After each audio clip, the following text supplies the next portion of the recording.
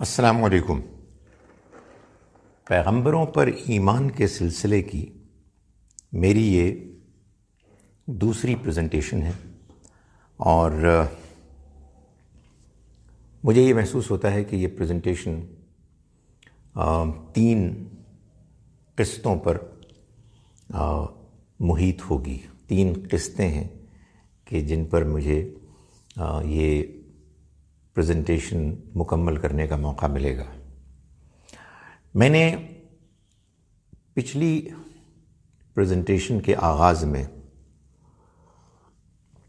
یہ گزارش کی تھی کہ اللہ تعالیٰ نے جب ہم مسلمانوں سے اور انسانوں سے اس بات کا تقاضا کیا کہ وہ پیغمبر صلی اللہ علیہ وسلم پر ایمان لائیں، یعنی محمد بن عبداللہ کو محمد الرسول اللہ صلی اللہ علیہ وسلم مانیں، تو اللہ تعالیٰ نے اس بات کا تقاضا کیا ان دلائل کے ساتھ کہ جن دلائل کو پیش کرنے کے بعد اللہ تعالیٰ نے یہ فرمایا کہ یہ ہمارے پیغمبر ہمارا پیغام لے کر آئے ہیں بالبینات، واضح نشانیوں کے ساتھ، دلائل کے ساتھ، جن کو دیکھ کر سن کر انسان اگر وہ حق پسند اور دیانتدار ہے تو اس بات کو ماننے پر مجبور ہوگا کہ یہ دعویٰ واقعی سچا دعویٰ ہے۔ تو میں نے گزارش کی تھی کہ اس دعوے کے حق میں اللہ تعالیٰ نے جو مختلف دلائل پیش کیے، ان دلائل کی ایک کیٹیگری بنتی، کیٹیگریز، اس کے مختلف عنوانات بنتے ہیں، جن میں سے پہلا عنوان ہم ڈسکس کر چکے ہیں اور وہ ہے آپ کا کردار۔ دوسرا عنوان زیر بحث تھا اور وہ تھا آپ کا لایا ہوا پیغام۔ دلائل کی تیسری کیٹیگری وہ ہے کہ جو آپ کے بارے میں پچھلی کتابوں میں پیشین گوئیوں پر مشتمل ہے، اور چوتھی کیٹیگری آپ کے پیغمبر برحق ہونے کے لیے قرآن نے جو بیان کی، وہ اصل میں وہ پیشین گوئی تھی جو آپ نے پیش کی اور آپ کی زندگی میں پوری ہو گئی۔ میں دوسری دلائل کے عنوان پر گفتگو کر رہا تھا، اور میں نے گزارش کی تھی کہ آپ اپنے ساتھ ایک پیغام لے کر آئے، یعنی قرآن مجید، اور اس کو آپ نے اس دلیل کے طور پر پیش کیا کہ یہ اللہ کا کلام ہے اور چنانچہ میں اللہ کا پیغمبر ہوں۔ اس حقیقت کو قرآن مجید نے ایک جگہ پر یوں بیان کیا، سورہ یاسین کے آغاز میں۔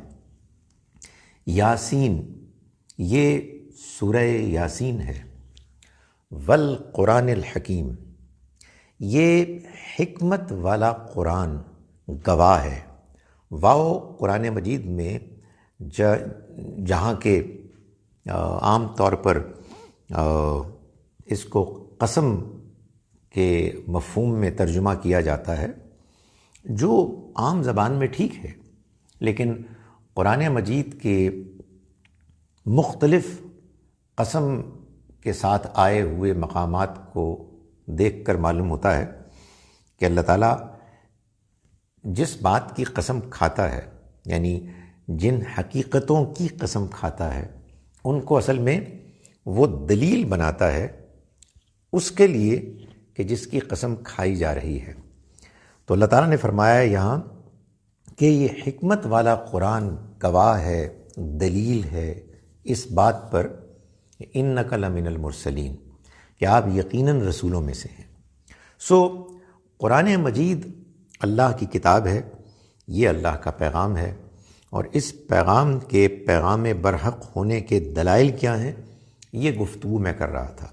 تو میں نے یہ بتایا کہ قرآن مجید کے اللہ کے سچا کلام ہونے کو ماننے میں سب سے پہلا سٹیپ یہ ہے کہ آدمی کو اس بات پر اطمینان ہو کہ یہ قرآن مجید وہی کتاب ہے جس کو محمد صلی اللہ علیہ وسلم نے انسانوں کے سامنے اللہ کی کتاب کی حیثیت سے پیش کیا۔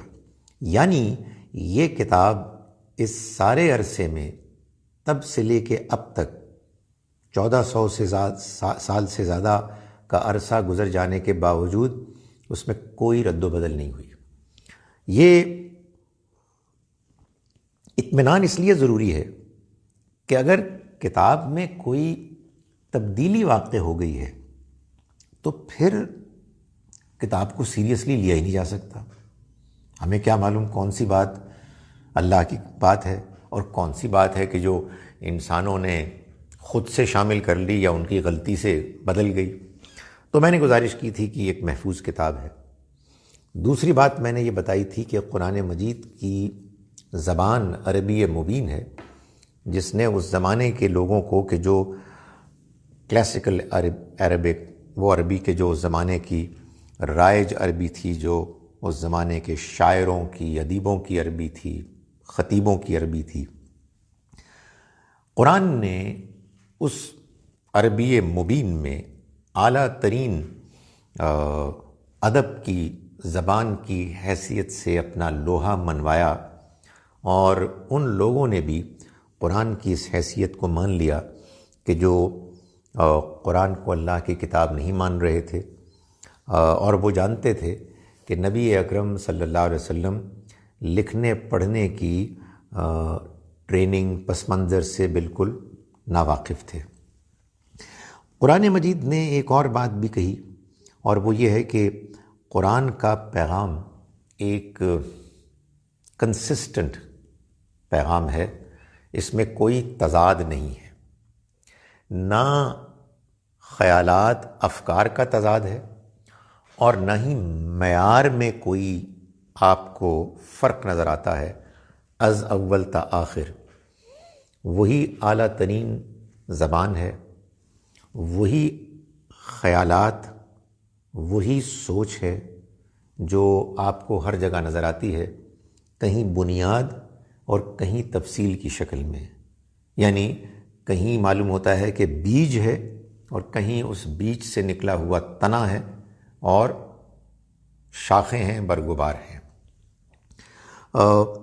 یہ باتیں میں بیان کر چکا۔ اب آئیے اگلی بات کی طرف۔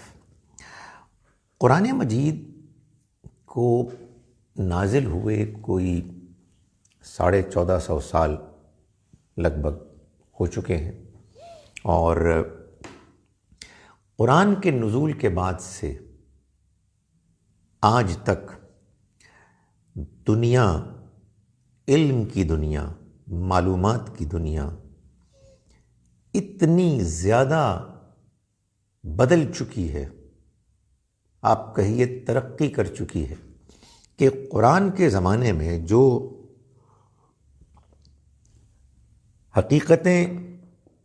حقیقتوں کے طور پر مانی جاتی تھیں، وہ آج مضحکہ خیز سمجھی جاتی ہیں۔ انسان نے ماضی کی چند صدیوں میں اتنی ترقی کی ہے، پچھلی صدی اور اب جتنی اس صدی کے اوائل کے ہم نے حالات خود مشاہدہ کیے ہیں، حیرت انگیز ترقی ہے کہ جس میں دنیا کیا سے کیا ہو گئی۔ اقبال نے کہا نا کہ محو حیرت ہوں کہ دنیا کیا سے کیا ہو جائے گی، سو واقعی دنیا کیا سے کیا ہو گئی۔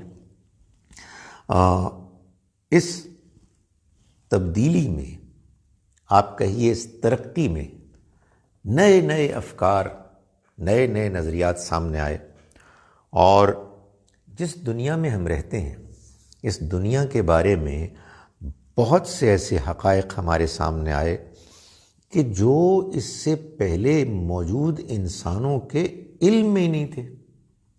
ان کی دسترس، ان کی پہنچ ان فیکٹس کی کے جانب ان کے معاملے میں تھی ہی نہیں کہ جو آج انسان جانتا ہے۔ یہ فیکٹ ایک جانب، قرآن کا ایک حرف شوشہ نہیں بدلا، یہ حقیقت دوسری جانب، اور ایک تیسری حقیقت بھی جان لیں، اور وہ یہ ہے کہ قرآن نے اپنے آپ کو پیش کیا اللہ کی کتاب، ہدایت کی کتاب کی حیثیت میں۔ قرآن نے یہ دعویٰ نہیں کیا کہ قرآن کوئی سائنس کی کتاب ہے، بلکہ یہ کہا کہ یہ اللہ کی کتاب ہے جو لوگوں کو دعوت دینے کے لیے آئی ہے۔ کس چیز کی دعوت؟ اللہ پر ایمان کی دعوت، ایک اللہ پر ایمان کی دعوت، آخرت کی حقیقت کو تسلیم کرنے کی دعوت، نبی اکرم صلی اللہ علیہ وسلم اور آپ سے پہلے آئے ہوئے پیغمبروں کو اللہ کا پیغمبر ماننے کی دعوت، اللہ کی عبادت کرنے کی دعوت، اخلاقیات کو اپنانے کی دعوت، وغیرہ وغیرہ۔ یہ جو خاص طور پر ایمانیات کی دعوت ہے، اللہ پر ایمان کی دعوت، آخرت پر ایمان کی دعوت، رسالت پر ایمان کی دعوت، اس دعوت کو اللہ تعالیٰ نے کیسے پیش کیا ہے؟ یعنی کیا اللہ تعالیٰ نے یہ کہا ہے کہ مانتے کیوں نہیں ہو؟ نہیں مانو گے تو تمہیں ہم یہیں پکڑ لیں گے؟ نہیں، یہ بات کہی، لیکن بہت آخر میں جا کے کہی۔ جو قرآن کی اصل دعوت ہے اس کو تو قرآن مجید نے ایسے پیش کیا کہ تم غور نہیں کرتے، تم عقل سے کام نہیں لیتے، تمہاری آنکھیں نہیں ہیں، تم دیکھتے نہیں ہو ان حقائق کو، تو پھر تم کیسے انکار کر سکتے ہو؟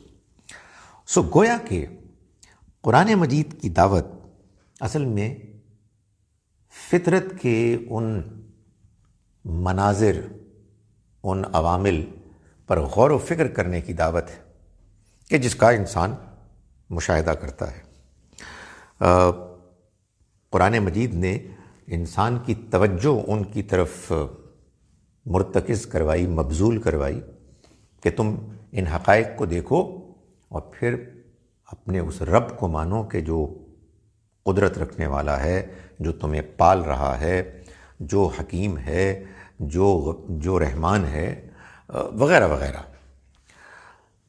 ظاہر ہے کہ قرآن مجید نے جب یہ دعوت دی تو دعوت تو تھی ایمان کی، دعوت تو تھی اس حقیقت کی کہ تم اپنی حقیقت پہچانو اے انسانوں، اور اپنے آپ کو اپنے مقام سے بڑا مت سمجھو، تکبر میں مبتلا مت ہو۔ مگر دعوت ماننے کے لیے انویٹیشن انہی حقائق کی بنیاد پر تھا کہ جو حقائق انسان دیکھ رہا تھا۔ ان حقائق کو اب پچھلے 1400 سال سے زیادہ کا عرصہ گزر جانے کے بعد آج انسان بہت بہتر طریقے سے جانتا ہے۔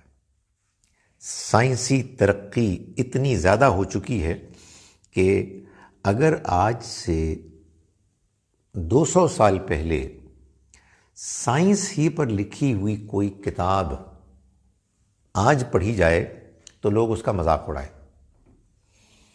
200 سال تو میں نے بہت زیادہ کہہ دیے، 50 سال بھی شاید پہلے لکھی ہوئی کتاب میں بہت بڑے بڑے بلنڈرز سامنے آ جائیں۔ یہ ایک حقیقت ہے، اور آئے دن نئی نئی چیزیں دریافت ہو رہی ہیں اور پچھلے نظریات اور حقائق مسترد ہو رہے ہیں۔ اس پس منظر میں ایک کتاب کہتی ہے کہ میں اللہ کی کتاب ہوں، اس کائنات کے خالق اور مالک کی طرف سے میں اس اللہ کے پیغام کو پیش کر رہی ہوں۔ ظاہر ہے کہ یہ بات جب قرآن مجید نے کہی تو جو سامنے کے دلائل تھے، شواہد تھے انہی کو بنیاد بنایا۔ یہ بات بڑی فطری تھی کہ بہت سے لوگ یہ سوچتے کہ اب ہمارے پاس جو سائنسی حقائق موجود ہیں ہم ان کی روشنی میں دیکھتے ہیں کہ قرآن مجید میں جو کچھ بیان ہوا ہے وہ ایک جانب، اور سائنس نے جو حقائق دریافت کیے ہیں وہ دوسری جانب، دونوں کا اگر ہم تقابل کریں، کمپیریزن کریں، تو دیکھتے ہیں کیا صورتحال سامنے آتی ہے۔ چنانچہ ایسا ہی ہوا۔ بہت سے لوگوں نے اپنے لیے اس خاص ایریا کو، اس خاص معاملے کو ایک تحقیق کا ٹارگٹ بنایا، سبجیکٹ بنایا، اور اپنے ریسرچ کے نتائج کو لوگوں کے سامنے پیش کیا۔ اسی طرح کی ایک تحقیق ہے کہ جو ایک فرینچ سائنٹسٹ مورس بوکائے نے انڈرٹیک کی۔ اس نے یہ تحقیق کی اور یہ جاننے کی کوشش کی کہ نہ صرف قرآن مجید میں بلکہ پچھلی کتابوں میں بھی جو حقائق بیان ہوئے ہیں ان کے تناظر میں سائنس کو دیکھا جائے کہ سائنس اور ان بیانات کے درمیان کس حد تک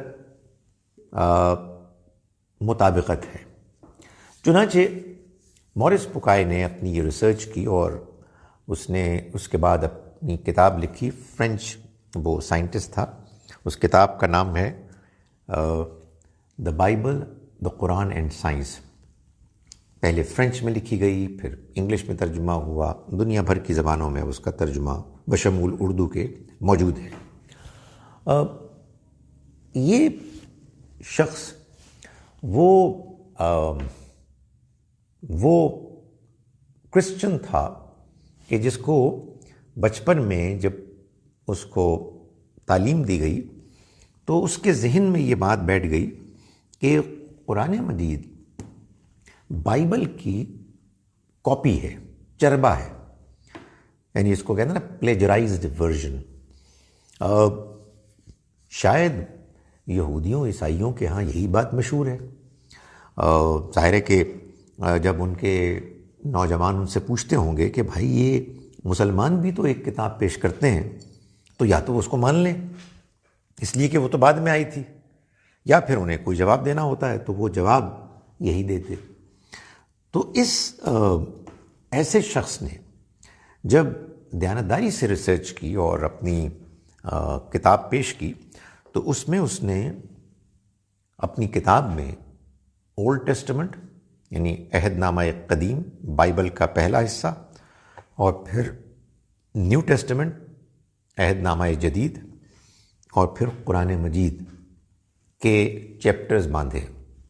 آگے بھی کچھ چیپٹرز ہیں مگر یہ 3 بڑے چیپٹرز ہیں، اور ان میں اس نے پہلے اولڈ ٹیسٹمنٹ میں جو باتیں سائنس کی ان حقیقتوں کے خلاف ہیں جن کو آج اسٹیبلشڈ فیکٹس سمجھا جاتا ہے، تھیوریز کی بات نہیں ہو رہی۔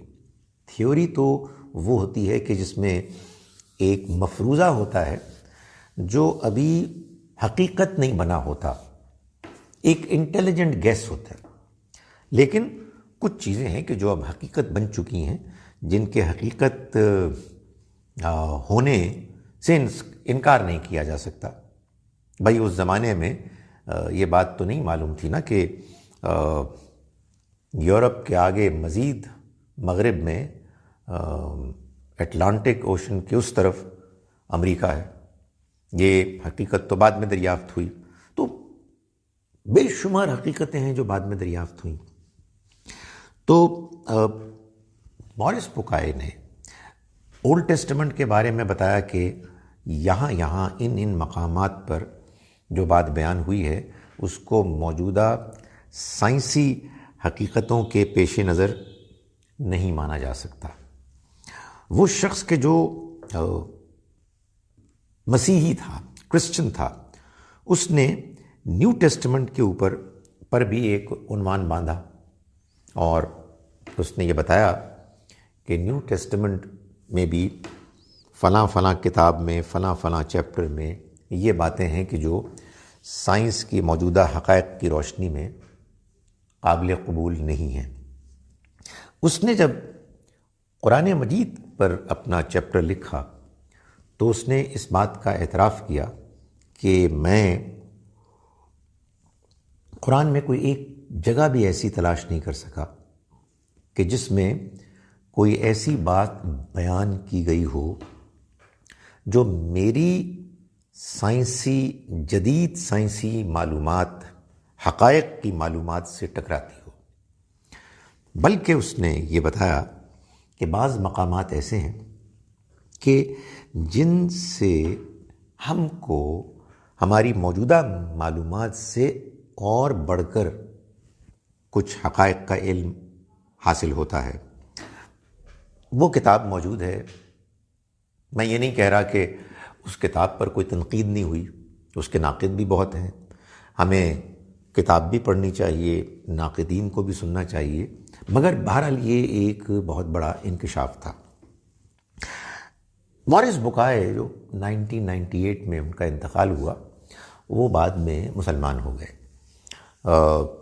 ظاہر ہے کہ جیسے ہم لوگ کہتے ہیں نا کانسپریسی تھیوریز ہمارے ہاں ہیں، تو یہودی مسیحی کہہ سکتے ہیں یہ مسلمانوں کی ایک سازش تھی۔ انہوں نے ایک سائنسدان کو، عرب لوگ ہیں تو بہت مالدار، پیسے کھلائے اور اس کو یہ ریسرچ کرا دی۔ لیکن بات صرف اتنی نہیں ہے۔ ایک اور سائنسدان کا میں حوالہ دے رہا ہوں جو میڈیکل سائنس کے ماہر ہیں، اور انہوں نے وہ مسلمان نہیں ہوئے، آخری خبریں آنے تک تو وہ زندہ ہی تھے۔ کیتھ ایل مور ان کا نام ہے اور ایمبرالوجی ان کی فیلڈ ہے۔ یعنی یہ جو انسان پیدا ہوتا ہے اور ماں کے پیٹ میں پیدائش کے مختلف مراحل سے گزرتا ہے، تو وہ کیا کیفیات ہوتی ہیں، ایمبرالوجی میں اس چیز کو ڈسکس کیا جاتا ہے۔ کیتھ ایل مور اس فیلڈ کا ایکسپرٹ مانا جاتا ہے اور اس کی ایک کتاب نارتھ امریکن میڈیکل کالجز میں ایک ٹیکسٹ بک کی حیثیت سے پڑھائی جاتی رہی ہے، اب پڑھائی جاتی ہے میں نہیں جانتا۔ اس نے یہ بتایا کہ کسی موقع پر اس کے شاید کسی عرب اسٹوڈنٹ کے توسط سے اس کو قرآن مجید میں بعض ایمبرالوجی سے متعلق باتیں ہونے کا انکشاف ہوا۔ اس نے جب ان کو پڑھا، ظاہر ہے ان کا ترجمہ پڑھا، تو اس نے یہ بعد میں بتایا کہ وہ حیرت سے پریشان ہو گیا، یعنی اس کے لیے یہ بات نہایت ناقابل فہم تھی کہ وہ حقیقتیں جن کو آج میں اس فن کا ماہر جدید ترین معلومات کی روشنی میں، جن میں سے بعض میری اپنی تحقیق ہیں، میں جانتا ہوں، وہ حقائق ایک ایسی کتاب میں درج ہیں کہ جو 1400 سال سے زیادہ پہلے نازل ہوئی۔ اس کا کوئی امکان نہیں ہے سوائے اس کے کہ یہ کوئی الہامی کتاب ہے۔ اس نے پھر سعودی عرب کے بعض اسکالرز کے ساتھ مل کے بھی، زندانی غالباً نام ہے ان کا، ایک کتاب لکھی جس میں اس نے جو مختلف اس فیلڈ کے ایریاز ہیں ان پر جدید سائنسی تحقیق کے نتیجے میں جو حقائق معلوم ہوئے ہیں ان کا ذکر کرنے کے ساتھ ساتھ قرآن و حدیث کے حوالے بھی دیے اور یہ بتایا کہ یہ اس کے لیے ایک نہایت حیرت انگیز امر ہے۔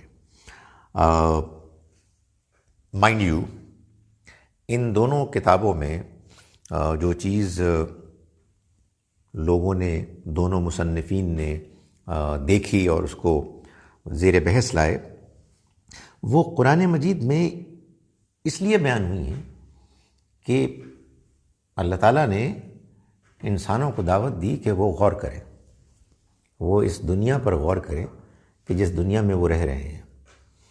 یہ بے مثال حیرت انگیز دنیا کہ جس کے یہ مختلف فینامنا آف دا نیچر ہیں، یہ آسمان، یہ زمین، یہ سورج، یہ چاند، یہ ستارے، یہ ہوائیں، یہ بادل، یہ بارش، یہ فصلیں، یہ پھل، یہ پھول، یہ انسان، یہ اس کا جسم وغیرہ وغیرہ، یہ حقائق ہیں کہ جن کی طرف قرآن نے انسانوں کو متوجہ کیا اور اس بات کا تقاضا کیا کہ وہ اس پر غور کریں اور یہ نتیجہ نکالیں کہ یہ اس ذات نے بنایا ہے کہ جس کی یہ صفات ہیں اور اس نے بے مقصد نہیں پیدا کیا، اس کے بعد ایک اور زندگی آنے والی ہے، اور ان حقائق کو بیان کرنے والی کتاب اللہ کی کتاب ہے، اور یہ کتاب جس اللہ کے بندے پر نازل ہوئی وہ اللہ کے پیغمبر ہے۔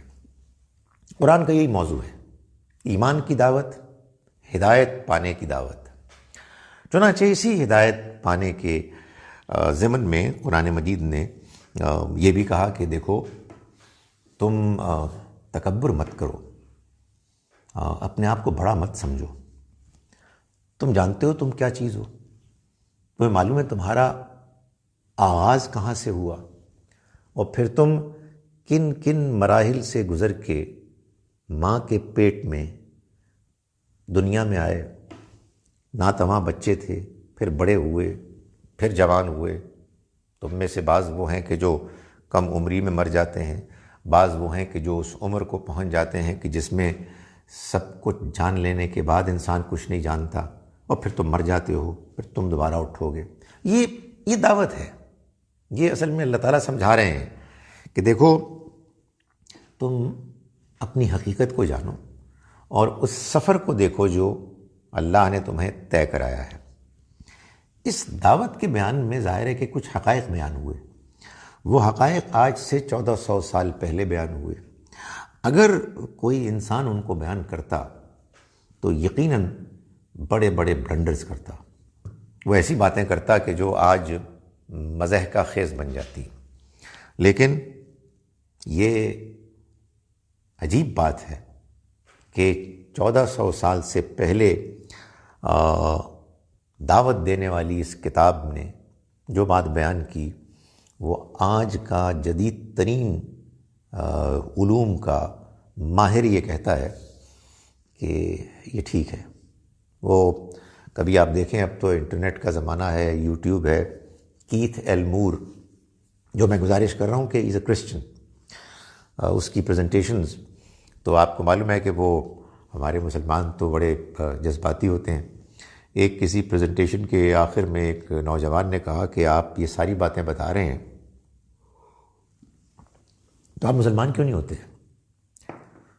تو اس نے کہا کہ دیکھو بات یہ ہے کہ میں تمہیں یہ حقیقت بتا رہا ہوں کہ تمہاری کتاب میں جو کچھ لکھا ہے وہ ٹھیک ہے، مجھے چھوڑ دو،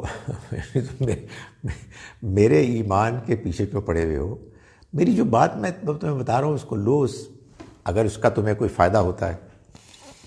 کسی اور نے اس سے یہ کہا کہ بھائی یہ جو آپ بات کر رہے ہیں قرآن کے بارے میں، یہ اور مذاہب کے لوگ بھی تو کہہ سکتے ہیں کہ ان کی کتابوں میں بھی ایسی حقیقتیں ہیں۔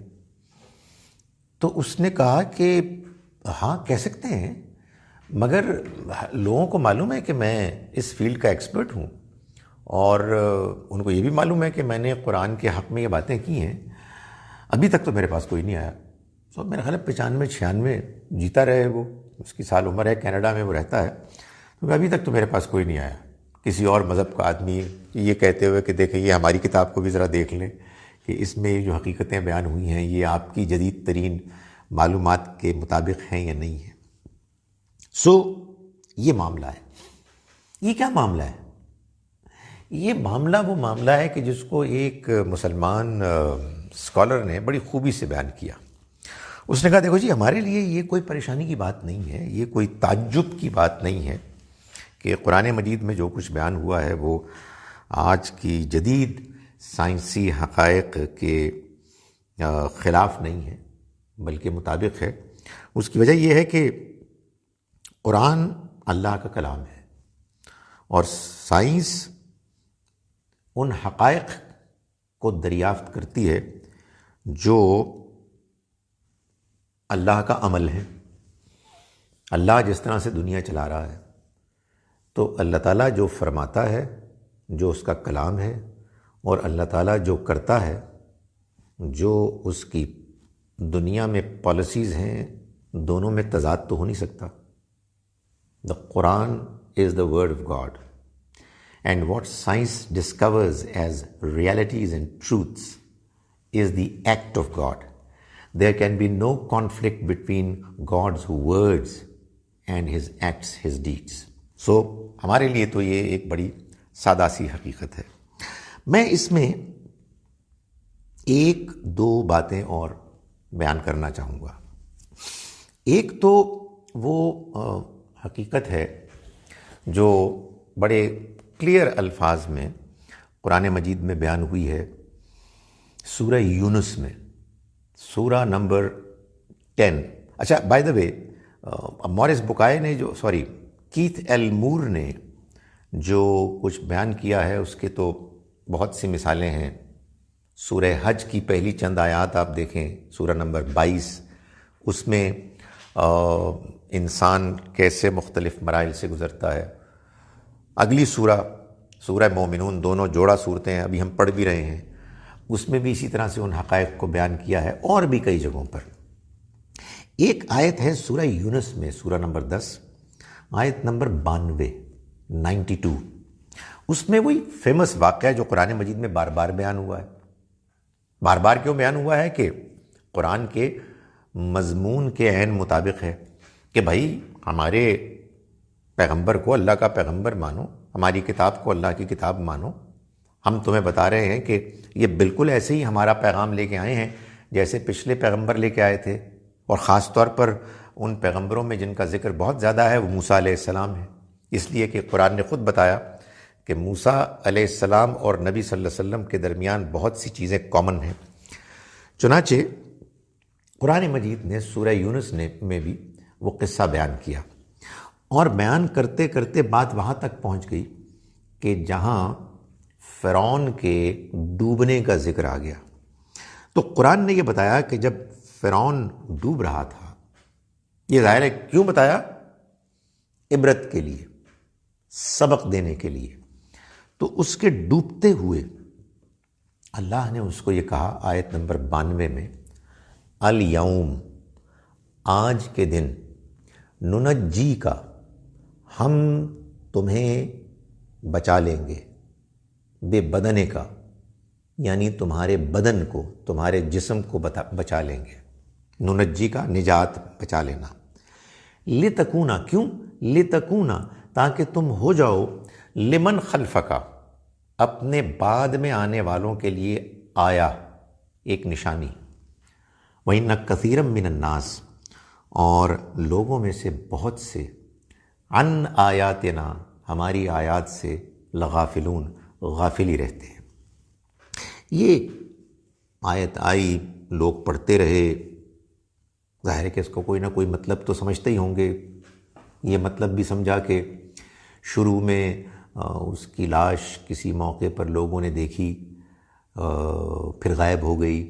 مگر بہرحال ایک تردد تو رہا کہ یہ کیا بات ہے، قرآن اتنے شد و مت سے ایک بات کہہ رہا ہے کہ ہم تمہارے بدن کو بچا لیں گے، تمہارے جسم کو بچا لیں گے، لیکن کدھر ہے جسم؟ تو ظاہر ہے کہ لوگ پوچھتے ہوں گے، مسلمان جواب دیتے ہوں گے، تا وقتے کہ 1300 سال بعد، and of the 19th century میں، فیرو کی باڈی دریافت ہوئی، اور وہ جو ممیفائڈ باڈیز ہوتی تھیں، لیکن یہ خاص طور پر بڑے عرصے کے بعد ہوئی، اور اس کو آج کائرو کے میوزیم میں آج بھی وہ موجود ہے، اور قرآن مجید کا جو بیان ہے وہ حرف بحرف سچ ثابت ہوا کہ وہ فرعون جو موسیٰ علیہ السلام کے پیچھے، آپ کے اور آپ کے ساتھیوں کے پیچھے اپنے ساتھیوں کے لشکر کے ساتھ ان کو پکڑنے اور ان کو سزا دینے، مارنے کے لیے آیا تھا، وہ ڈوبا، اور اس کے ڈوبنے کے وقت اللہ تعالیٰ نے اس کو یہ کہا، اور جو کچھ کہا وہ سچ ثابت ہوا۔ یہ ٹھیک ہے کہ یہاں بھی لوگ بحث کرتے ہیں کہ یہ وہ ہے یا نہیں ہے، وہ بحث ہوتی رہے، اچھی بات ہے، بحث تو ہونی چاہیے، لیکن یہ حیرت انگیز بات ہے کہ قرآن کی ایک آیت ہے جو بڑے واضح طریقے سے ایک حقیقت بیان کر رہی ہے، اور بحث مباحثہ ایک طرف، اس حقیقت کے مطابق وہ باڈی مل گئی، اور وہ آج کائرو کے میوزیم میں کئی سالوں سے وہ وہاں موجود ہے۔ جب سے وہ دریافت ہوئی، پہلے اس کو چکر لگایا، پیرس گئی، پرابلی نیو یارک بھی گئی، اینی وے، سو یہ بھی ایک حیرت انگیز چیز ہے۔ میں صرف ایک اور آیت کی طرف آپ کو متوجہ کرنا چاہتا ہوں۔ یہ آیت ہے سورہ لقمان کی آیت نمبر 34۔ سورہ لقمان ہے سورہ نمبر 31۔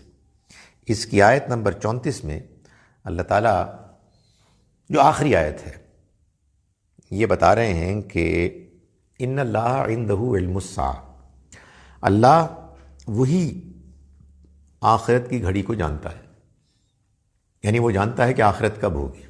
ویسے ہی بائی دا وے، اللہ تعالیٰ نے اس بات پہ انکریج نہیں کیا کہ لوگ اس میں بہت زیادہ جستجو کریں کہ آخرت کب آئے گی۔ ہمارے ہاں آج کل لوگ بس اسی بات کو بہت بیان کر رہے ہیں کہ حج نہیں ہوگا، خانہ کعبہ میں لوگ نہیں جائیں گے، کوئی بیماری آ جائے گی۔ ہوگا، میں اس کو ڈینائی نہیں کرتا، but the Almighty is not encourage us کہ ہم ان چیزوں کے بارے میں پڑھیں۔ تو اللہ تعالیٰ نے کہا کہ اللہ ہی جانتا ہے کہ آخرت کب آئے گی۔ ان اللہ عندہ علم الساعہ، وہی جانتا ہے کہ آخرت کی گھڑی کب آئے گی، کوئی اور نہیں جانتا۔ وَيُنَزِّلُ الْغَيْثَ، اور وہ بارش برساتا ہے۔ وَيَعْلَمُ مَا فِي الْأَرْحَامِ، اور وہ جانتا ہے کہ ماؤں کے رحم میں کیا ہے۔ وَمَا تَعْلَمُ نَفْسٌ مَاذَا تَكْسِبُ غَدًا، اور کوئی انسان نہیں جانتا کہ وہ کل کو کیا کرے گا۔ وَمَا تَعْلَمُ نَفْسٌ، وَمَا تَعْلَمُ نَفْسٌ، اور کوئی نفس نہیں جانتا بِأَيِّ أَرْضٍ تَمُوتُ، کہ کس سرزمین میں اس کی موت ہوگی۔ اللہ ہی ہے کہ جو علیم و خبیر ہے۔ اس آیہ مبارکہ میں جن 5 باتوں کا ذکر ہے، مسلمانوں میں سے بہت اس بات کو مانتے ہیں کہ یہ وہ حقائق ہیں جن کو صرف اللہ جانتا ہے اور کوئی بھی نہیں جانتا، یعنی آخرت کب ہوگی، بارش کب ہوگی، ماں کے پیٹ میں کیا ہے، انسان کل کیا کرے گا، انسان کی موت کب واقع ہوگی۔ یہ 5 حقائق وہ حقائق ہیں جن کو صرف اللہ جانتا ہے اور کوئی نہیں جانتا۔ یہ بہت سے مسلمان مانتے ہیں۔ دیکھیے، میں آپ سے ایک ذاتی بات کر رہا ہوں۔ میں نے جب قرآن پڑھنا شروع کیا سیریسلی، تو میں نے اس لیے پڑھنا شروع کیا کہ میں یہ فیصلہ کروں کہ یہ اللہ کی کتاب ہے یا نہیں ہے۔ میں یہ جاننا چاہتا تھا۔ جب میں نے اس کو پڑھنا شروع کیا تو اس وقت میرا اس پر ایمان نہیں تھا۔ میں پڑھتا تھا جتنا میرے لیے ممکن تھا، میں اس کو کرٹیکلی پڑھتا تھا۔ اس آیہ مبارکہ میں آ کر میں واقعی پھنس گیا۔ کیوں پھنس گیا؟ اس لیے کہ جب میں نے اس کی شرح، اس کی وضاحت پڑھی تو میں نے دیکھا کہ اس میں لکھا ہوا ہے کہ یہ وہ 5 باتیں ہیں جن کو صرف اللہ جانتا ہے اور کوئی نہیں جان سکتا۔ حالانکہ یہ بات بالکل واضح ہے کہ الٹرا ساؤنڈ کے نتیجے میں اب انسان جانتا ہے کہ ماں کے رحم میں جو بچہ ہے وہ لڑکا ہے یا لڑکی ہے. اور میں نے لوگوں کی شرح پڑھی، ابھی بھی پڑھتا ہوں، بڑے بڑے علماء کی پڑھتا ہوں، تو وہ اس کو ایسے ایکسپلین کرتے ہیں کہ بھائی حتمی طور پر تو نہیں جانتے نا، ایک چانس ہوتا ہے کہ غلطی ہو جائے، اور دوسرا یہ کہ صرف یہی تو نہیں معلوم کرنا ہوتا کہ ماں کے پیٹ میں لڑکا ہے لڑکی ہے، کیسا ہوگا، ذہین ہوگا، کیا قد ہوگا، کیا وغیرہ وغیرہ، تفصیلات کیا ہیں. لیکن حقیقت یہ ہے کہ کنفیوژن تو پیدا ہو گیا کہ آپ یہ کہہ رہے ہیں کہ یہ صرف اللہ جانتا ہے، حالانکہ ایک پہلو تو کوئی اور بھی جاننا شروع ہو گیا. لیکن اچھا، دوسری بات یہ ہے کہ بارش کب ہوتی ہے؟ ہمارے ہاں تو شاید موسم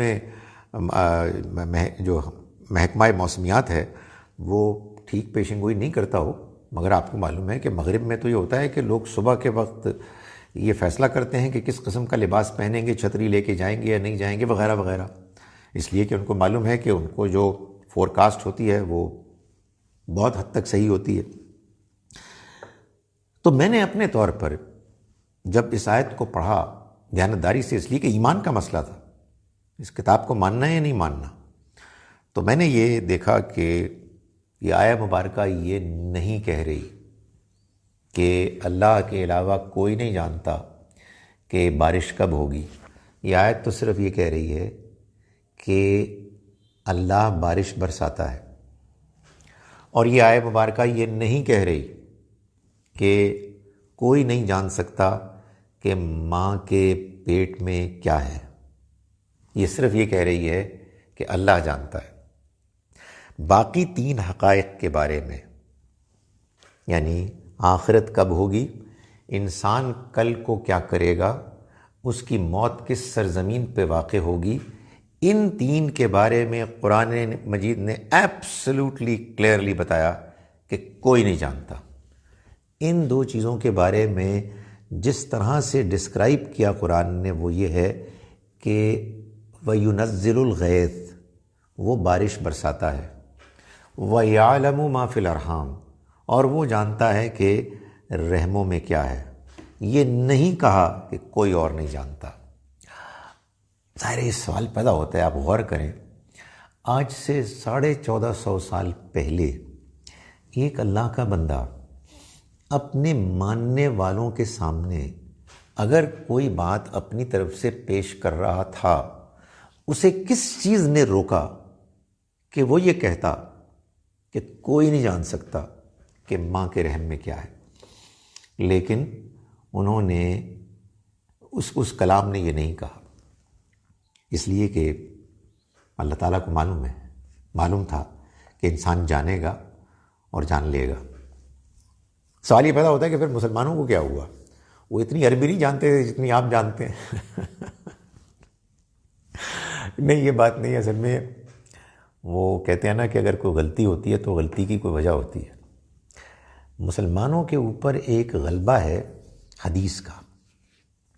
جب کوئی چیز ان کے خیال میں حدیث میں آ جاتی ہے تو ان کا خیال یہ ہوتا ہے کہ یہ بات تو رسول اللہ صلی اللہ علیہ وسلم نے فرمائی ہے. تو جب کوئی چیز حضور نے فرمائی ہے تو وہ بات تو غلط ہو نہیں سکتی، وہ تو اللہ ہی کی بات ہے. تو بتائیں، دیکھیں میں آپ کو بتاتا ہوں ہوا کیا. یہ بات کہ یہ ان 5 باتوں میں سے ایک بات ہے جسے صرف اللہ جانتا ہے اور کوئی نہیں جانتا. یہ بات اس حدیث میں بیان ہوئی ہے جس کو حدیث جبرائیل کہتے ہیں، جس میں یہ بتایا گیا ہے کہ جبرائیل علیہ السلام انسانی شکل میں تشریف لائے نبی صلی اللہ علیہ وسلم کی زندگی کے آخری دور میں، اور آپ نے حضور سے چند سوالات پوچھے، جن میں ایک سوال یہ بھی تھا کہ آخرت کب آئے گی. پہلے پوچھا اسلام کیا ہے، ایمان کیا ہے، احسان کیا ہے، آخرت کب آئے گی، اور یہ بھی پوچھا کہ اس کی کچھ نشانیاں بتائیں. تو یہ جو واقعہ ہے یہ ہماری تمام ہی مستند حدیث کی کتابوں میں بیان ہوا، بخاری، مسلم وغیرہ میں. اور بالعموم دو صحابہ ہیں جن سے الگ الگ مختلف طریقوں سے یہ حدیث نقل ہوئی، عمر رضی اللہ عنہ سے اور ابو ہریرہ رضی اللہ عنہ سے۔ دونوں کے اس واقعے کے ڈسکرپشن میں کوئی اختلاف نہیں، ظاہر ہے الفاظ میں کچھ فرق ہے مگر otherwise absolutely the same description, جس سے معلوم ہوتا ہے کہ واقعہ ہوا، مگر اس مقام پر فرق ہے۔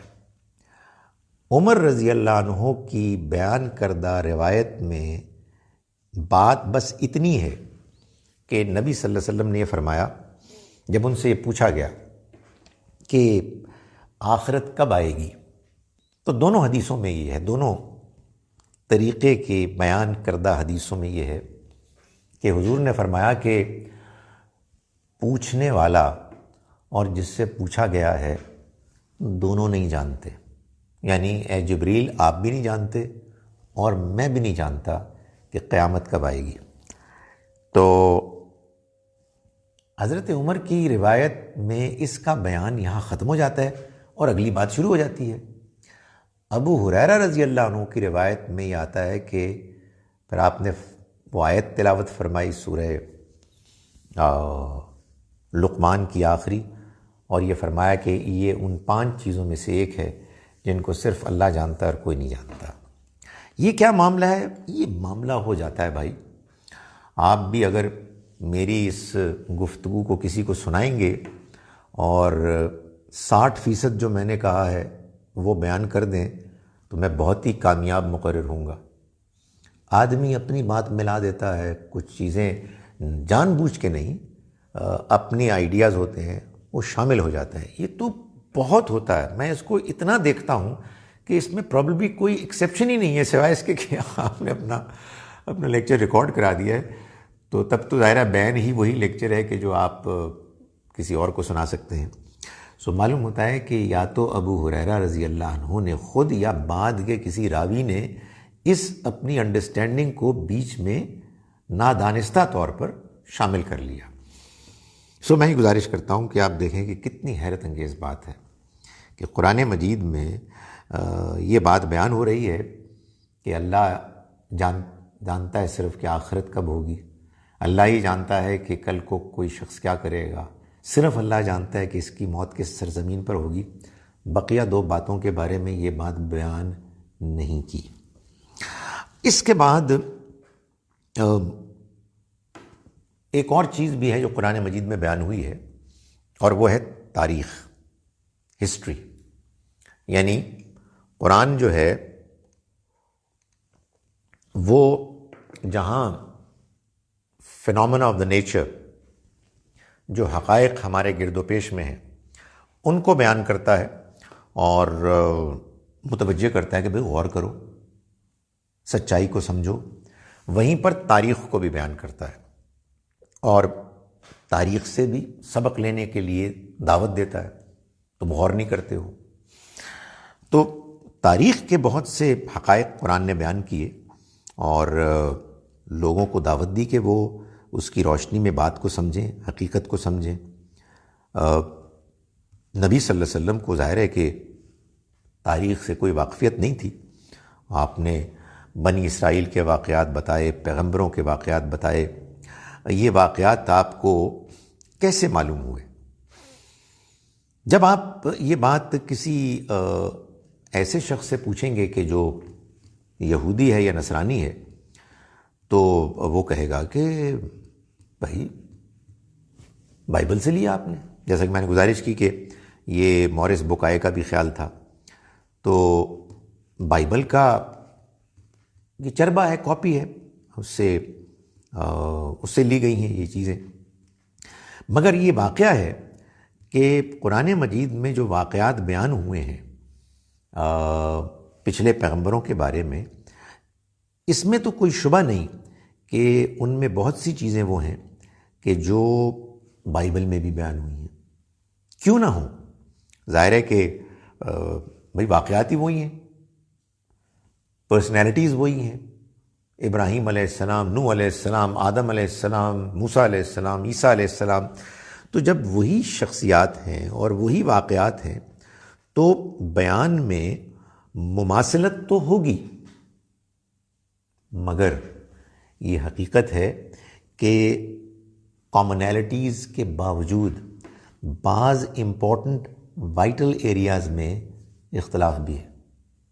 یعنی اگر قرآن مجید پلیجرائزڈ ورژن آف بائبل ہوتا تو کبھی یہ رسک نہ لیتا کہ ان کی بات کچھ اور ہے اور یہاں کچھ اور بات بیان ہو گئی.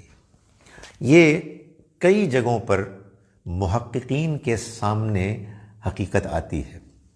چنانچہ قرآن مجید میں مثال کے طور پر سورہ بقرہ میں اللہ تعالیٰ نے بدر کی لڑائی سے پہلے مسلمانوں کو مینٹلی پریپیئر کرنے کے لیے طالوت و جالوت کی جنگ جہاد کا قصہ بیان کیا، جس میں یہ بتایا کہ داؤد علیہ السلام ایک ینگ آدمی تھے، انہوں نے جالوت کو قتل کیا. یہ قصہ بیان کرنے کے بعد سورہ بقرہ کی آیت نمبر 252 میں، سورہ نمبر 2 ورس 252 میں اللہ تعالیٰ فرماتے ہیں تِلْکَ آیات اللہ، یہ اللہ کی آیات ہیں، نَتْلُوهَا عَلَيْكَ بِالْحَقِّ، ہم ان کو پڑھ کر سنا رہے ہیں اے پیغمبر آپ کو بالکل ٹھیک، سچ، exactly the way they happened, اور اس کی حکمت کے ساتھ. وَإِنَّكَ لَمِنَ الْمُرْسَلِينَ، اور آپ یقیناً رسولوں میں سے ہیں. یعنی مطلب یہ ہے کہ یہ آپ کی طرف سے ان واقعات کو ایگزیکٹلی ویسے بیان کرنا جیسے کہ یہ ہوئے، یہ ممکن نہیں تھا سوائے اس صورت کے کہ آپ اللہ کے پیغمبر ہیں. اور حقیقت یہ ہے کہ یہ بتاتے ہیں لوگ جو بائبل سے بھی واقف ہیں اور قرآن کے بیان سے بھی واقف ہیں کہ دونوں کے بیانات میں کئی جگہوں پر مماثلت، کامنالٹی ہونے کے ساتھ ساتھ یہ حقیقت بھی ہے کہ بعض جگہیں ایسی ہیں جہاں کلیئر اختلاف بھی ہے. یعنی جو اختلاف ہے اس کو دیکھ کے یہ معلوم ہوتا ہے کہ بہرحال قرآن مجید نے جو بات بیان کی ہے وہ بائبل کی بات ایگزیکٹلی نہیں ہے. اور اس سے یہ بھی معلوم ہوتا ہے کہ جب آپ ان دونوں کو دیکھیں، دونوں کو کمپیئر کریں، تو آپ یہ محسوس کریں گے، یعنی اگر ایک نیوٹرل کی حیثیت سے پڑھیں تو آپ یہ محسوس کریں گے کہ قرآن کی بات زیادہ صحیح لگتی ہے. It makes more sense. اسی طرح سے قرآن مجید نے، یہ تو میں نے آپ کو بات بیان کی سورہ بقرہ سے، اسی طرح سے قرآن مجید نے سورہ آل عمران میں مریم علیہ السلام کا وہ واقعہ بیان کیا، واقعات بیان کیے جس میں آپ کو پالنے کے لیے، آپ کو تربیت دینے کے لیے ہیکل سلیمانی میں جو تھے یہودی علماء انکلوڈنگ آپ کے خالو زکریا علیہ السلام، وہ کمپیٹ کر رہے تھے، کنٹیسٹ کر رہے تھے کہ کون آپ کی کفالت کرے گا. تو قرآن نے اس کو بیان کیا، اور بیان کرنے کے بعد فرمایا ذالک من انباء الغیب، یہ غیب کی خبروں میں سے ہے، یعنی ان واقعات میں سے ہیں جو پردہ غیب میں ہیں، کسی کو نہیں معلوم تھے. نوحیہ الیک، ہم نے وحی کی ان کی آپ کی طرف ہے پیغمبر. وما کنت لدیہم، اور آپ تو ان کے پاس نہیں تھے، اذ یلقون اقلامہم، جب وہ اپنے قلم ڈال رہے تھے، یعنی پانی میں. وہ ایک ان کے طریقہ تھا اس بات کو طے کرنے کا کہ کس کے نام قرآن نکلے گا. ایہم یکفل مریم، یعنی اس طریقے سے وہ جاننے کی کوشش کر رہے تھے کہ کون مریم کی کفالت کرے گا، ان کو تربیت دے گا. وما کنت لدیہم اذ یختصمون، اور نہ ہی آپ ان میں اس وقت موجود تھے جب وہ اس سلسلے میں آپس میں جھگڑ رہے تھے. یہ بھی وہ واقعہ ہے کہ جس واقعے کے بارے میں اسکالرز یہ کہتے ہیں کہ آپ کمپیئر کریں قرآن کے ڈسکرپشن کو اور بائبل کے ڈسکرپشن کو تو آپ کو یہ معلوم ہو جائے گا کہ دونوں میں فرق ہے، اور قرآن جہاں جہاں بائبل سے فرق کرتا ہے قرآن کی بات appears to be making more sense. ایک تیسری جگہ میں آپ پوائنٹ آؤٹ کرنا چاہتا ہوں، سورہ یوسف ہے۔ سورہ یوسف سورہ نمبر 12 ہے۔ یوسف علیہ السلام کا قصہ ایک شاندار طریقے سے قرآن نے بیان کیا۔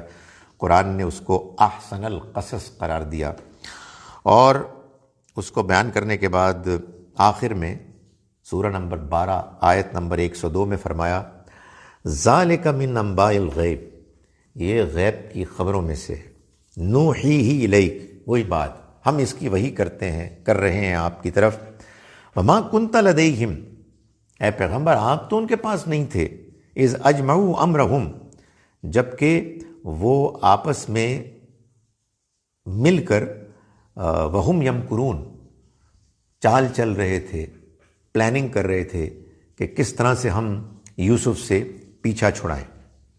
یعنی یہ بھی کسی کو نہیں معلوم ہے، یہ بھی قرآن نے اس بات کو بیان کیا۔ یہ بیان میں نے آپ کے سامنے اس لیے پڑھے کہ قرآن اپنے قاری کو انوائٹ کرتا ہے، مطمئن کرتا ہے، دلائل دیتا ہے، سمجھاتا ہے کہ اللہ کی کتاب ہے، یہ محمد صلی اللہ علیہ وسلم کی تصنیف نہیں ہے، آپ اللہ کے پیغمبر ہیں۔ میں نے آپ سے گزارش کی تھی کہ قرآن مجید میں نبی صلی اللہ علیہ وسلم کے پیغمبر برحق ہونے کے جو شواہد، دلائل، آرگومنٹس پیش کیے گئے ہیں، ان کی 4 کیٹیگریز ہیں۔ آج ہم نے دوسری کیٹیگری مکمل کر لی۔ پہلی کیٹیگری تھی کردار، دوسری کیٹیگری آج ہم نے مکمل کی ہے پیغام، دا میسج، جس کے کئی شیڈز تھے۔ یعنی یہ کتاب محفوظ کتاب ہے، اس کی زبان بے مثال ہے، اس میں انٹرنل کنسسٹنسی ہے، اس کے فیکٹس سائنٹیفک فیکٹس سے کنسسٹنٹ ہیں، اور اس کے historical facts they are more reliable, they make more sense. ابھی 2 اور کیٹیگریز دلائل کی موجود ہیں، جو زیادہ امکان یہی ہے کہ میں ایک سیشن میں پورا کر لوں گا، لیکن نہیں تو دوسرا بھی کر لیں گے۔ جب ہم سب فارغ ہیں تو حرج جی اس میں کیا ہے۔ اقول قولی ھذا واستغفر اللہ لی ولکم۔ اب میں آپ کے سوالات کو دیکھتا ہوں اور جوابات دینے کی کوشش کرتا ہوں۔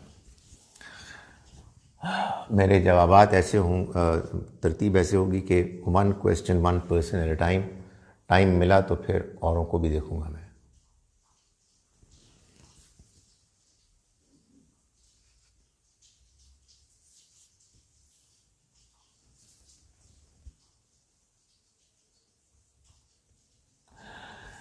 مجھے یہ بتائیں کہ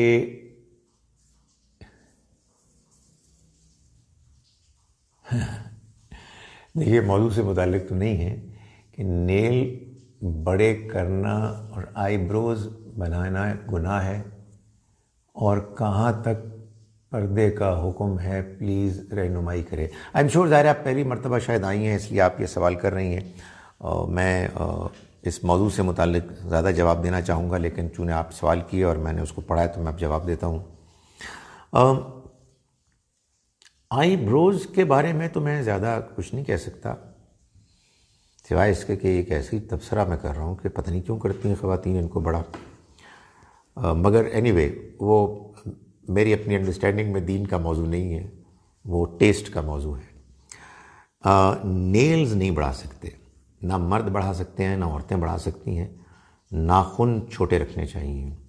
میں نے دیکھا ہے کہ بہت سی نیک خواتین کو اللہ کے دین کی یہ بات بہت زیادہ اپیل نہیں کرتی، تو وہ ناخن بڑھاتے ہیں۔ نہیں، اس سے روک دیا گیا ہے۔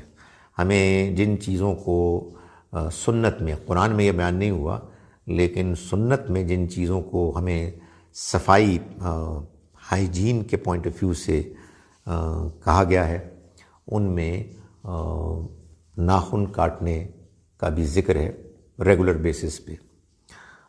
پردہ اصل میں اگر سادہ آپ سمجھیں تو سورہ نور کی آیت نمبر 30 اور 31 میں بیان ہوا ہے. پردے کا لفظ تو ہمارے یہاں عام ہو گیا, قرآن مجید کا تو یہ لفظ نہیں ہو سکتا, اور جس میں اللہ تعالیٰ نے مسلمان مردوں کو بھی کہا ہے کہ وہ اپنی نگاہوں کو پاک رکھیں اور دوسری خواتین کو, نامحرم خواتین کو گھور کے مت دیکھیں.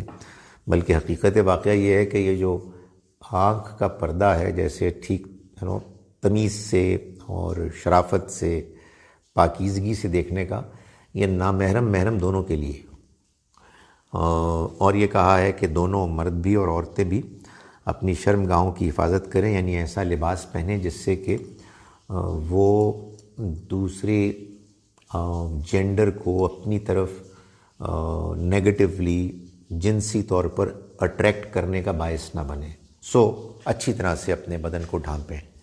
خواتین کو بس ایک تیسری بات, ایڈیشنل بات یہ کہی گئی ہے کہ وہ چونکہ وہ جو آپ نے ابھی ذکر کیا آئی بروز وغیرہ کا, اپنے آپ کو ایمبیلش کرتی ہیں, بیوٹیفائی کرتی ہیں, تو ان کو یہ کہا گیا ہے کہ وہ جہاں جہاں اپنے آپ کو ایمبیلش کریں میک اپ سے, جیولری سے وغیرہ سے, تو وہ صرف چہرے, ہاتھ اور پیر کی ایمبیلشمنٹ غیر محرموں کے سامنے ظاہر کر سکتی ہیں, اس کے علاوہ کچھ ظاہر نہیں کر سکتی. یعنی جسم کے اور حصوں پر اگر انہوں نے ایمبیلشمنٹ کی تو وہ ظاہر نہیں کر سکتی. اسی میں یہ بات بھی بیان کی گئی ہے کہ وہ کوئی ایسا طریقہ اختیار نہ کریں, پیروں میں اگر انہوں نے کوئی ایسے جھنکار والی چیز پہنی ہوئی ہے, پائل وغیرہ, تو اس کو زور سے نہ ماریں دوسروں کو اٹریکٹ کرنے کے لیے. The idea is that there should be nothing done to attract the opposite gender. یہ کہا گیا قرآن مجید میں خواتین کو. The conception of a child and a subsequent birth is the biggest miracle in life we witness daily. Can any atheist deny this? Please give your view. بھئی یہ تو آپ ایتھیسٹ سے پوچھیں, میں تو اب نہیں رہا ایتھیسٹ. سو میں نے تو اس بات کو مان لیا ہے کہ it's brilliant. I mean اس کا کوئی جواب نہیں ہے. You often say that the Quran is a book of guidance and not science, and its prime addressees would not have understood it otherwise. Kindly guide. Why can't we accept the same scientific inference about Big Bang theory from some Quranic آیت؟ دیکھیں وہ جو Quranic آیت ہے نا جس کا big bang theory سے آپ حوالہ دے رہی ہیں, جو سورہ انبیاء میں ہے, اس کے الفاظ یہ بتا رہے ہیں کہ وہ بارش سے متعلق ہے, اور اس کے الفاظ ایک اور بات بھی بتا رہے ہیں کہ اللہ تعالیٰ اس کو پوائنٹ آؤٹ کر رہا ہے کہ کیا انہوں نے نہیں دیکھا, کیا یہ اس حقیقت کو نہیں دیکھتے کہ ان السماوات والارض کانتا رتقا ففتقناہما, یعنی اللہ نے آسمانوں اور زمین کو ایسے سوکھا کر دیا کہ وہ گویا کہ جڑ گئے ہیں, اور پھر اس نے ان کو الگ کیا اور پانی برسایا. یہ بات ہے جو اس کو بیان کیا ہے اس نے, اور اس میں دیکھیں الفاظ ہیں کہ کیا انہوں نے نہیں دیکھا. اولم یر الذین کفروا, کیا ان لوگوں نے جنہوں نے انکار کیا اس بات کو نہیں دیکھا ان السماوات والارض کانتا رتقا, کہ یہ آسمان اور زمین دونوں بند ہوتے ہیں, ففتقناہما, پھر ہم ان کو کھول دیتے ہیں, وجعلنا من الماء کل شیء حی, اور ہم نے پانی سے ہر چیز کو زندہ کیا. اس آیت میں اللہ ان کفار کو متوجہ کر کے اس حقیقت کی طرف مائل کر رہا ہے کہ تم نہیں دیکھتے. ظاہر ہے میں نے اس وقت بھی کہا تھا کہ وہ کفار کہہ سکتے تھے کہ بھئی کیا نہیں دیکھتے, بگ بینگ تو ہمیں تو پتہ ہی نہیں ہے. اب آئیں اس کی طرف, آپ نے سوال پوچھا تو میں آپ کو بتاتا ہوں. اب آئیں سورہ حج میں, جہاں اللہ تعالیٰ ان حقائق کو بیان کر رہا ہے. تو فرمایا کہ یا ایھا الناس, اے لوگو, ان کنتم فی ریب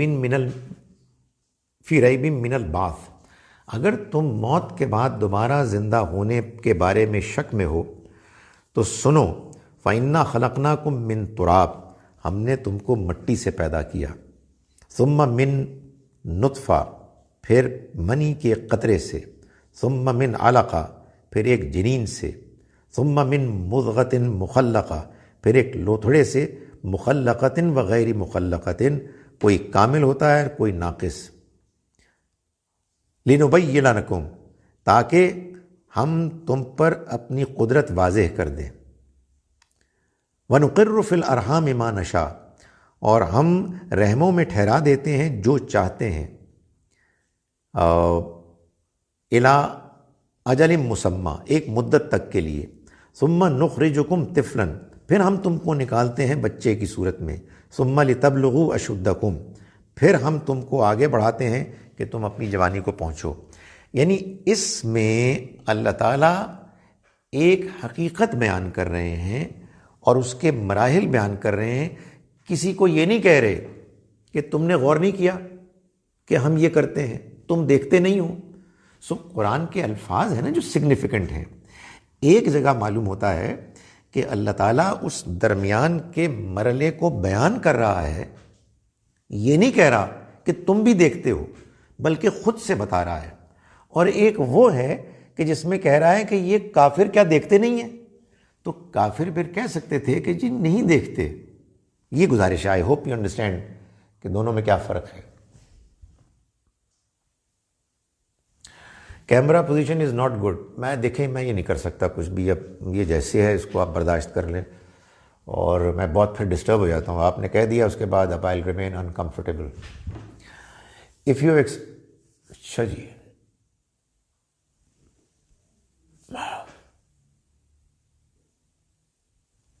unfortunately people in Pakistan don't want to get out of their personal opinion۔ اوہو، یہ آپس میں آپ گفتگو کر رہے ہیں۔ What is the subject of the discussion؟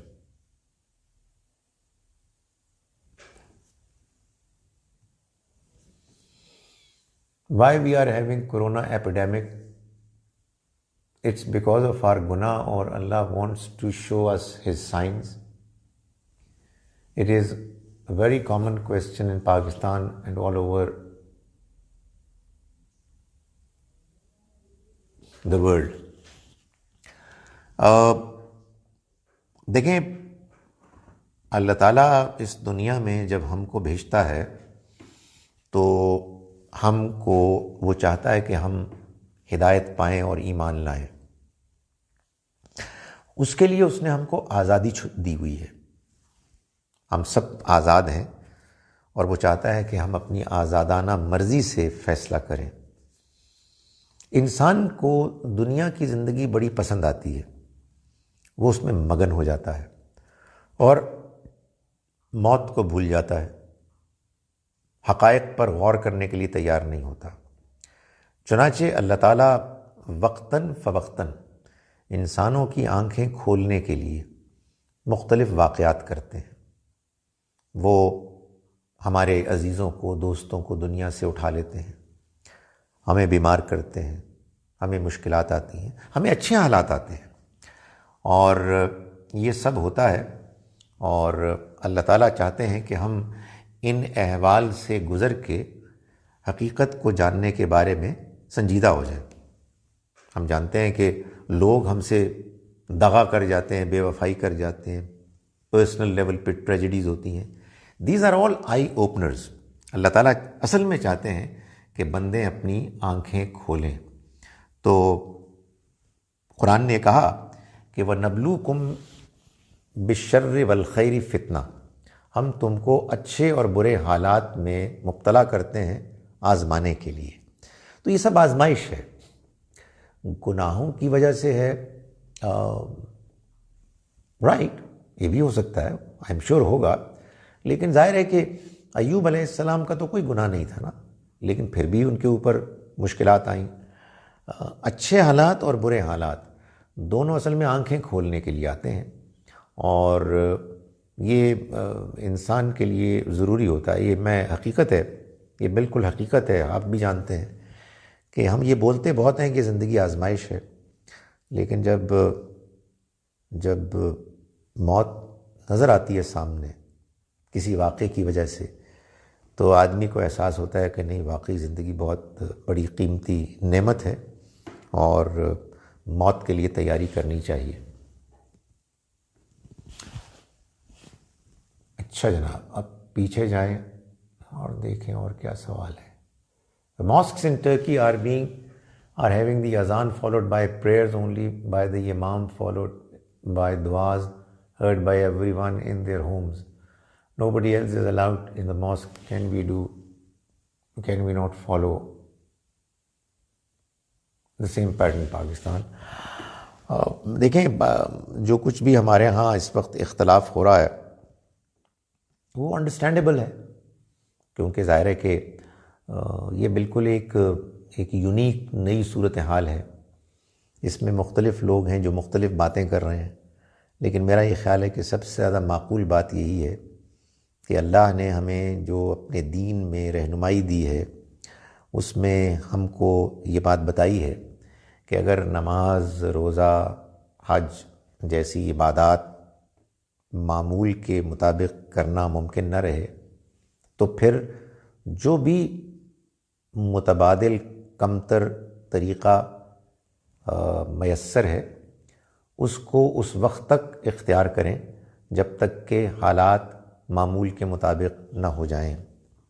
پانی نہیں ہے، ہم بیمار ہیں، سفر میں ہیں، ہمیں تیمم کی اجازت ہے۔ آپا دھاپی ہے، شدید بھیڑ ہے، پریشانی ہے، کوئی نماز پڑھنے کی جگہ نہیں ہے، پھنسے ہوئے ہیں، تو چلتے ہوئے بھی اور سواری پر بھی اجازت دے دی گئی ہے۔ سفر کی مشکل میں ہیں، ٹینشن میں ہیں، تو نماز آدھی کرنے کی اجازت دے دی گئی ہے، 2 نمازیں ملانے کی اجازت دے دی گئی ہے، وغیرہ وغیرہ۔ یہ سب چیزیں یہ بتاتی ہیں، اور یہ بتا دیا ہے کہ آپ کسی صورت بھی کسی دوسرے کو تنگ نہیں کر سکتے، نماز میں بھی نہیں کر سکتے۔ چنانچہ نبی صلی اللہ علیہ وسلم نے نمازیوں کو روک دیا کہ وہ پیاز، لہسن وغیرہ کھا کر آئے جس سے کہ ان کے منہ سے بدبو آئے، جس سے ساتھ والا تنگ ہو۔ بارش شدید ہو تو کہہ دیا جاتا کہ گھر میں نماز پڑھو۔ آپ کے پاس ایک شخص، ایک گروہ آیا بیعت کرنے کے لیے، تو وہ شخص کے جو بیمار تھا، ایسا کہ اس کی بیماری جذام کی کنٹیجیس تھی، یعنی متعدی تھی، وہ پھیل سکتی تھی، تو آپ نے اس سے ہاتھ ملا کر بیعت نہیں لی۔ اور یہ بات آپ نے بتائی کہ دیکھو، دنیا کے معاملات تم مجھ سے بہتر جانتے ہو، یعنی میں تمہیں ایک بڑی مشکل مسلمانوں کے لیے یہ ہے کہ مسلمانوں کو ایک طویل عرصے سے یہ بتایا گیا ہے کہ اسلام ایک مکمل ضابطہ حیات ہے، اس میں سب کچھ بتا دیا گیا ہے۔ نہیں، ہمیں بنیادی باتیں بتائی گئی ہیں اور وہ پرنسپلز بتا دیے گئے ہیں جن کی روشنی میں اب ہم اپنے مسائل حل کر سکتے ہیں۔ انہی اصولوں کی روشنی میں اختلاف ہوگا، اختلاف ہونے میں کوئی مذائقہ حرج نہیں ہے، لیکن بہرحال ہمیں سلیقے سے ایک دوسرے سے گفتگو کر کے دلائل پیش کرنے چاہیے، اور جو بات زیادہ لوگ مان لیں اس کو قبول کر لینا چاہیے۔ یہی طریقہ ہے دنیا میں زندگی گزارنے کا مسلمانوں کے لیے بھی۔ ٹھیک ہے جناب، آخر میں اور کوئی آگے سوال؟ ڈارون کی تھیوری ارتقاء اور قرآن کی تخلیق کا فرق واضح کریں۔ اور میں یہ کئی مرتبہ بتا چکا ہوں کہ قرآن مجید میں جو اللہ تعالیٰ نے انسان کے اس دنیا میں آنے کی تاریخ بیان کی ہے بڑے اختصار کے ساتھ اشاروں میں، ان سے یہ معلوم ہوتا ہے کہ آدم و حوا علیہ السلام کے انتخاب سے پہلے انسان نما مخلوق ایک طویل عرصے سے چلی آ رہی تھی، ایسے کہ اس کا پہلا مرحلہ وہ تھا جس میں وہ زمین سے، مٹی سے نکلتے تھے جیسے پودے نکلتے ہیں۔ اس کو قرآن نے بیان بھی کیا سورہ نوح میں، سورہ نمبر 71 آیت نمبر 17۔ یہ رٹا میرا اس لیے لگا کہ 71 کو الٹ دے تو 17 بنتا ہے۔ واللہ انبتکم من الارض نباتا، اللہ نے تمہیں زمین سے اگایا جیسے پودے اگتے ہیں۔ اور آپ یہ دیکھیے کہ ہماری بڑی محبوب سورہ ہے سورہ رحمان، جس میں فبأي آلاء ربكما تكذبان کی آیت بار بار آتی ہے، اور اس میں یعنی اللہ تعالیٰ متوجہ کرتے ہیں انسانوں کو بھی اور جنوں کو بھی کہ تم اپنے رب کی دونوں کن کن شانوں کو، کن کن کرشموں کو تم جھٹلاؤ گے۔ تو آپ کو یہ معلوم ہے کہ اس کا آغاز کہاں سے ہوا ہے؟ یعنی پہلی آیت جب آئی ہے فبأي آلاء ربكما تكذبان سورہ رحمان میں، تو اس سے پہلے کیا ہے؟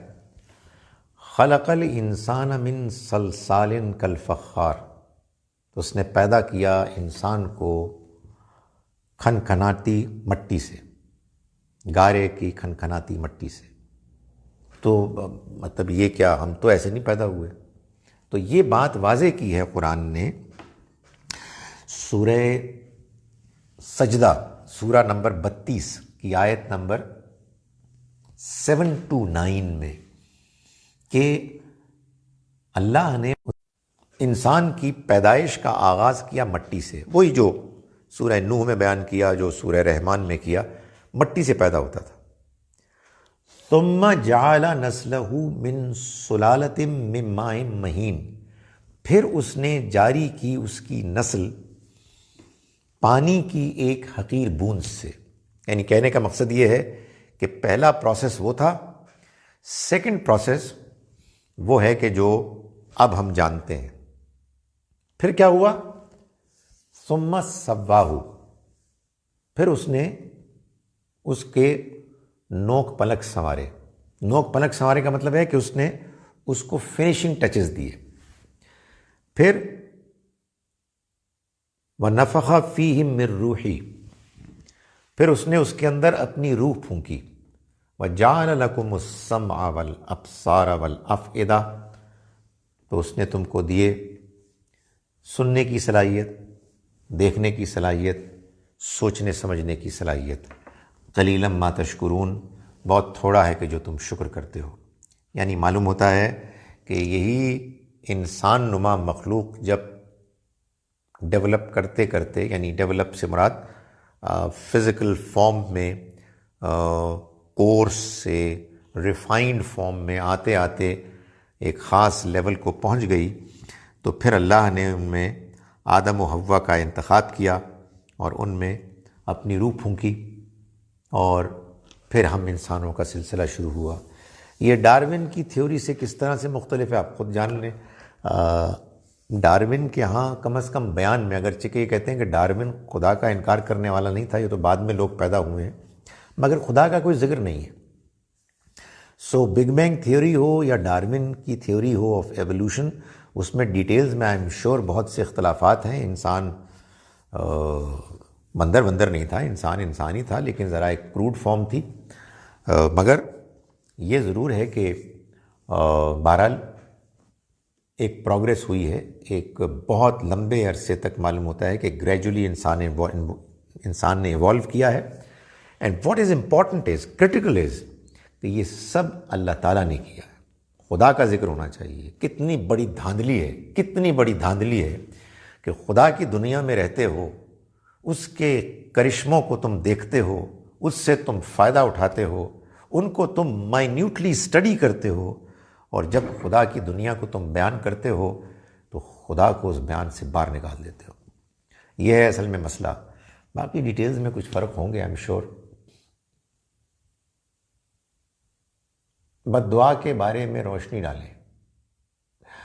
بد دعا نہیں کرنی چاہیے، سوائے اس کے کہ آپ کو اللہ میاں کہہ دیں کہ اب اس شخص کو اللہ کی رحمت سے محروم کر دیا گیا ہے، تو تم اس کے بارے میں بد دعا کرو، ورنہ اللہ سے دعا آپ کریں کہ اللہ تعالیٰ خیر رکھے۔